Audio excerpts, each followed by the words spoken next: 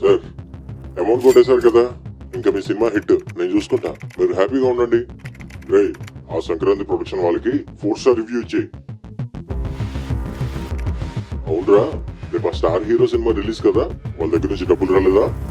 వాళ్ళు చాలా కాన్ఫిడెంట్గా ఉన్నారంటరా వాళ్ళ సినిమా హిట్ అవుద్దని. నేను ఈ సినిమాకి స్లో బోరింగ్ డిజాస్టర్ అని రాస్తా. ఏ సినిమా అయినా సరే బ్లాక్ బస్టర్ అనిపించుకోవాలంటే మన దయ ఉండాలి. నన్ను సెట్ చేయకపోతే సినిమా ఎలా ఉండాలో నేను సెట్ చేస్తా.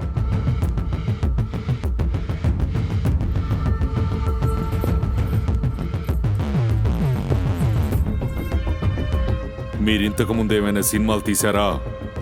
కోట్లు ఖర్చు పెట్టి వందలాది మంది జీవితాలను పనంగా పెట్టి సినిమాలు తీస్తే అనుభవం, అర్హత, అవగాహన లేకుండా క్రిటిక్స్ అనే పేరు వాడుకొని మీకు నచ్చినట్టు రివ్యూస్ ఇస్తున్నారు. కొంచెం కూడా బాధ్యత ఉండక్కర్లేదా?